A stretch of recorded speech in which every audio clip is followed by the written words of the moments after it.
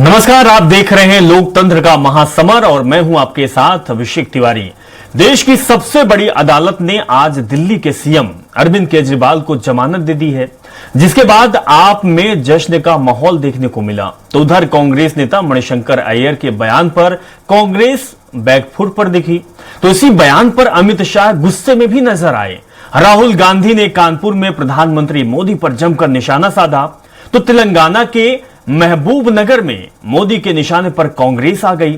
खबर यह भी है कि गृह मंत्री अमित शाह के निशाने पर मध्य प्रदेश के 8 मंत्री भी हैं। तो कौन है वो मंत्री और क्यों है अमित शाह के निशाने पर, यह जानने के लिए देखते रहिए हमारा खास प्रोग्राम लोकतंत्र का महासमर।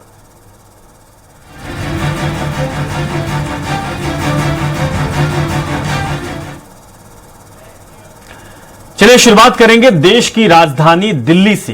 दरअसल दिल्ली के मुख्यमंत्री अरविंद केजरीवाल को सुप्रीम कोर्ट ने 1 जून तक के लिए अंतरिम जमानत दे दी। उन्हें 2 जून को हर हाल में सरेंडर करने को कहा गया। केजरीवाल दिल्ली शराब नीति मामले में 40 दिन यानी कि 1 अप्रैल से तिहाड़ जेल में बंद थे। अदालत ने दोपहर 2 बजे एक लाइन में फैसला सुनाया। हालांकि उनके वकील ने 4 जून तक की रिहाई का अनुरोध किया था, जिसे सुप्रीम कोर्ट ने खारिज कर दिया। कोर्ट ने कहा कि चुनावी प्रक्रिया 1 जून को खत्म हो जाएगी। जस्टिस संजीव खन्ना ने कहा कि अगस्त 2022 में ईडी ने केस दर्ज किया गया था। उन्हें मार्च 2024 में गिरफ्तार किया गया। 1.5 साल तक ईडी कहां थी? गिरफ्तारी बाद में या पहले भी हो सकती थी। 22 दिन इधर या फिर उधर से कोई फर्क नहीं पड़ना चाहिए। 20 दिन के लिए इंटरिम बेल दी जा रही है 2 जून तक, और कोई कैंपेनिंग के ऊपर कोई रिस्ट्रिक्शन नहीं है। वो क्या कह सकते हैं या क्या नहीं कह सकते हैं, उस पर कोई रिस्ट्रिक्शन इंपोज नहीं की गई है।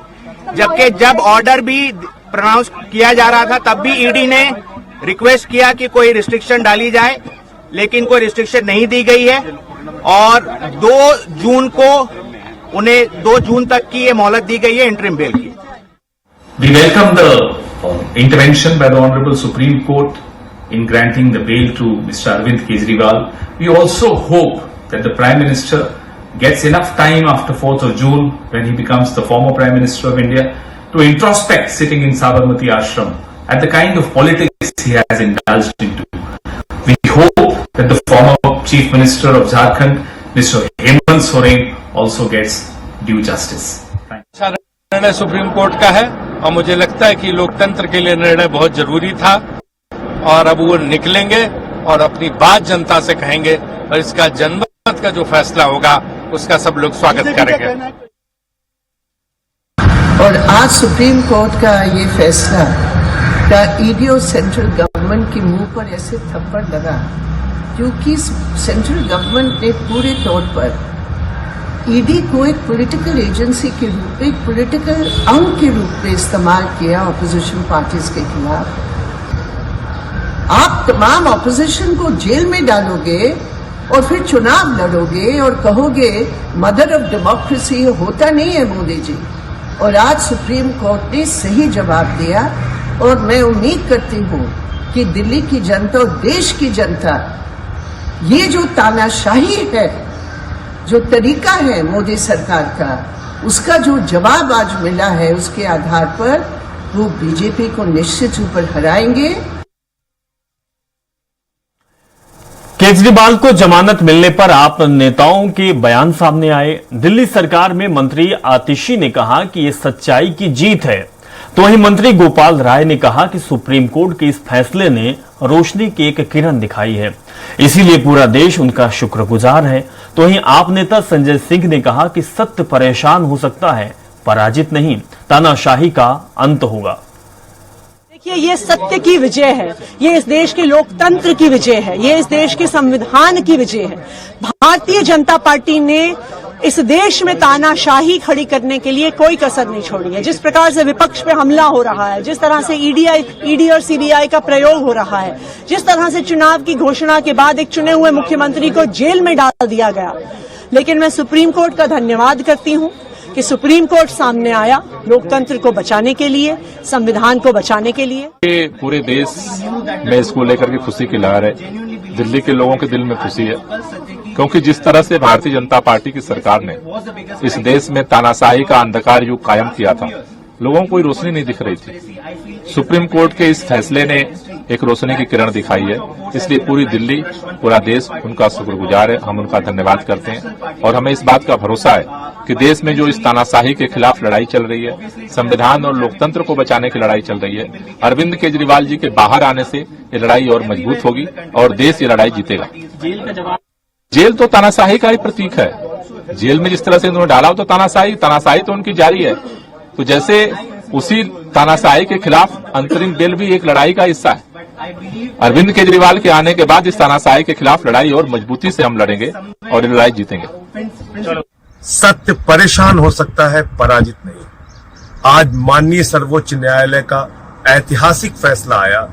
चुनाव के प्रचार के लिए अंतरिम जमानत की राहत अरविंद केजरीवाल को देना एक बहुत ही स्वागत योग्य फैसला है। हम सब लोग इसका स्वागत करते हैं और अब पूरे देश में एक सकारात्मक वातावरण बनेगा। जो अन्याय, अत्याचार और तानाशाही है देश के प्रधानमंत्री और भारतीय जनता पार्टी की, उसका अंत होगा। अब देश केजरीवाल का कमाल देखेगा। कांग्रेस नेता मणिशंकर अय्यर ने एक बयान दिया और बयान पर कांग्रेस बैकफुट पर दिखी।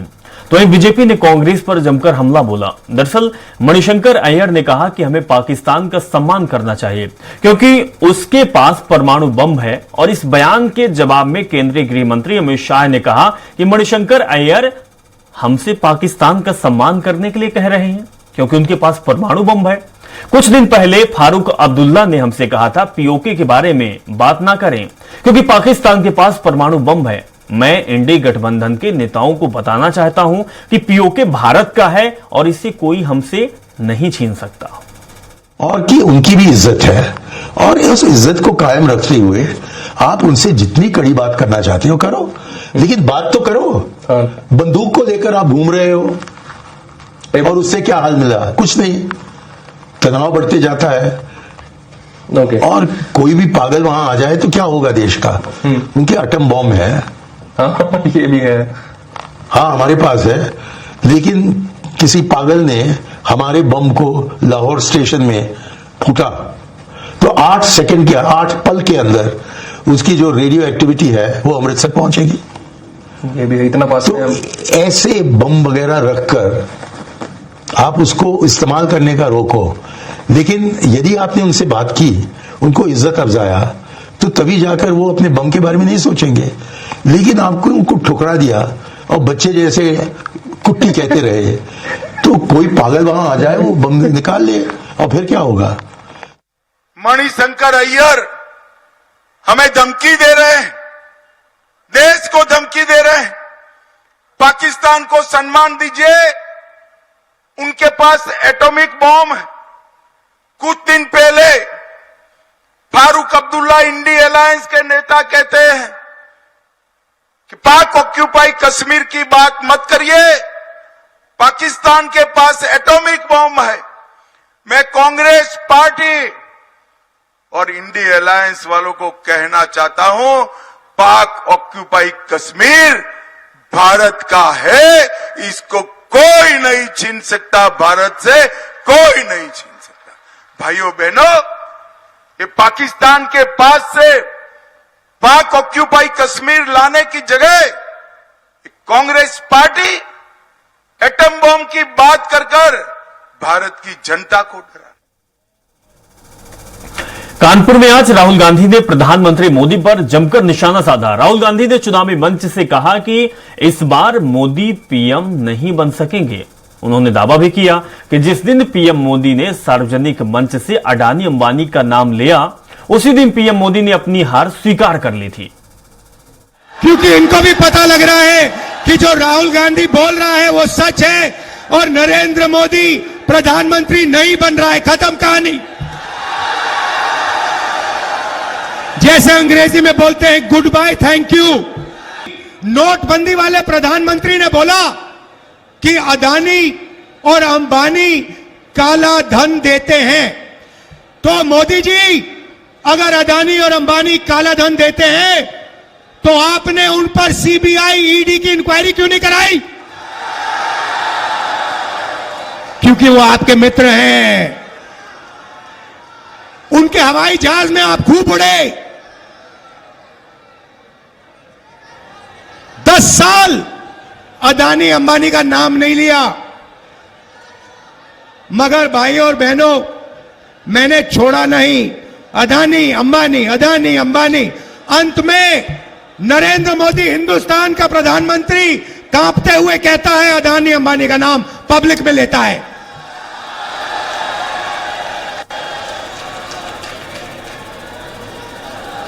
अदानी और अंबानी का नाम जिस दिन प्रधानमंत्री ने ऐसे स्टेज से ले ली, उस दिन हिंदुस्तान के प्रधानमंत्री ने हार मान ली।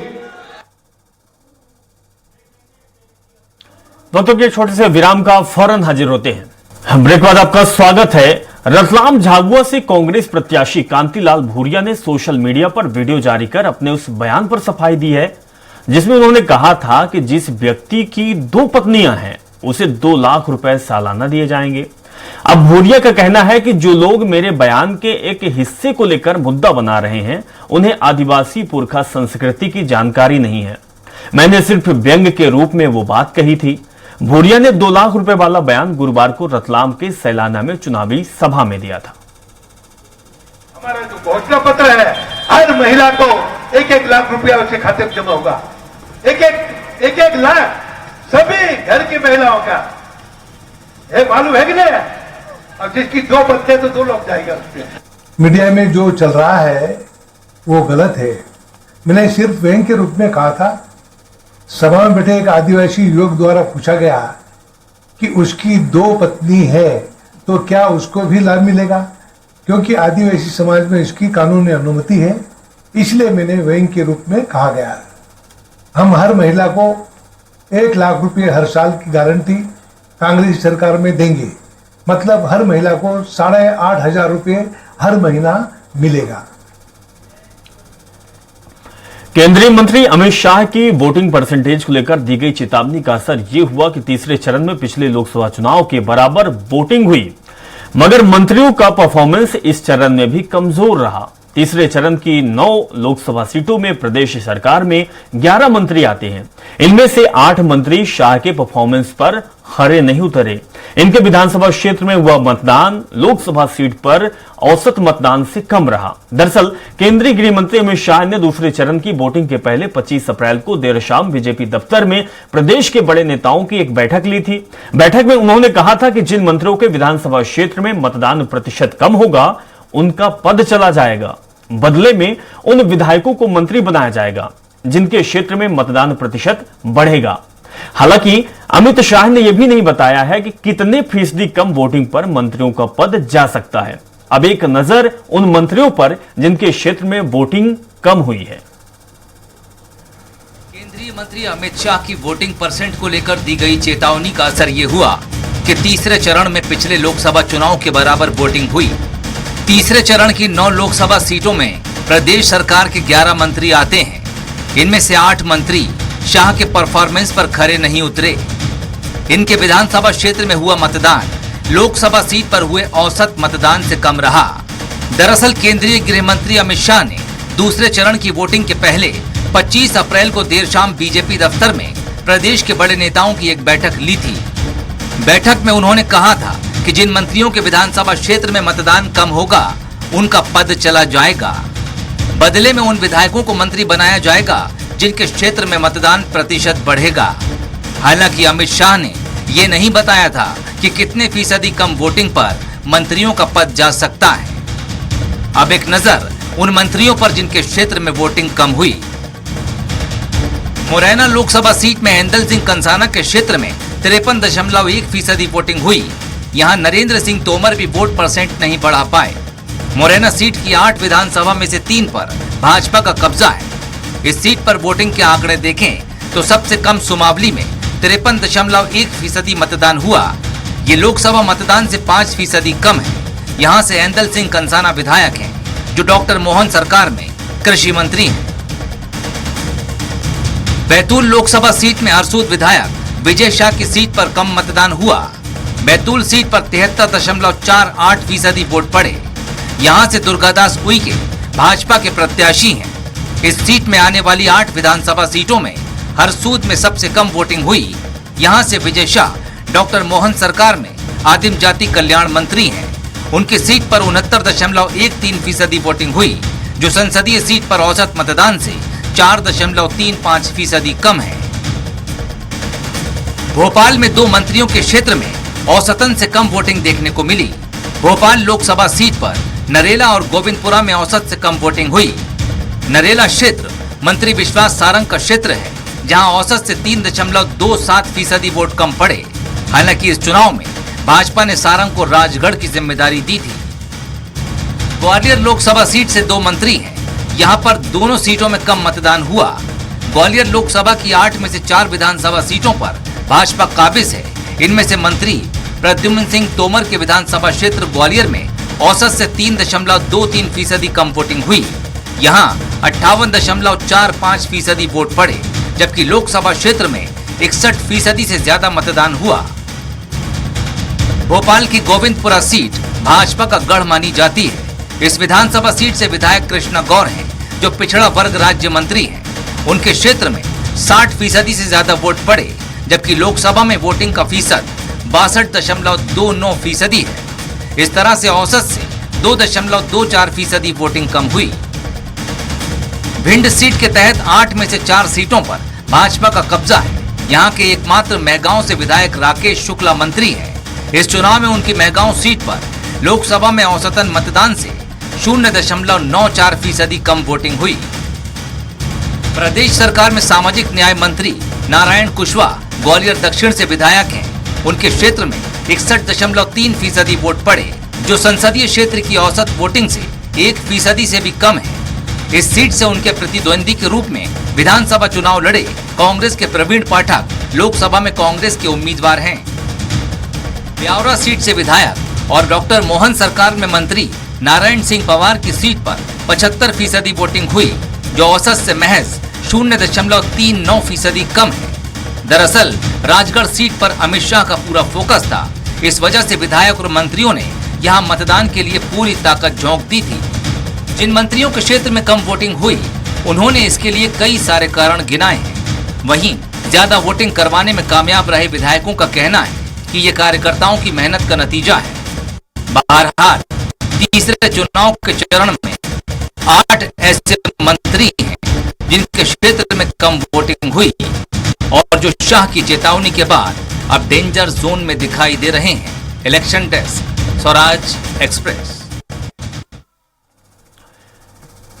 मध्य प्रदेश की 9 सीटों पर तीसरे दौर का मतदान 7 मई को हो गया है और ग्वालियर चंबल संभाग की 5 लोकसभा सीटों पर 40 साल बाद मतदान का प्रतिशत इतना अधिक पहुंचा है, जिसके बाद राजनीतिक दल अपनी अपनी जीत के दावे करने लगे। बीजेपी मानती है कि बढ़ा हुआ प्रतिशत सत्ताधारी दल के साथ जाता है, तो वहीं कांग्रेस का मानना है कि चंबल अंचल की 5 लोकसभा सीटों में से 3 पर जीत का दावा किया है।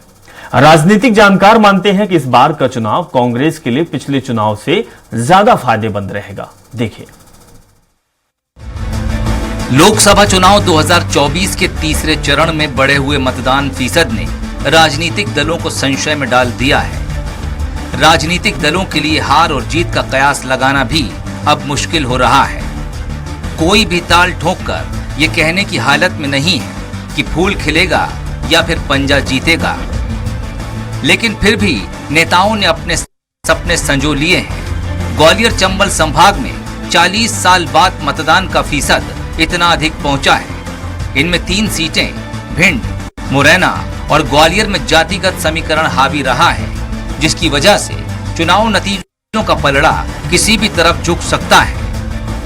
एक नजर में देखिए ग्वालियर चंबल संभाग की सीटों पर कहां कितना मतदान हुआ।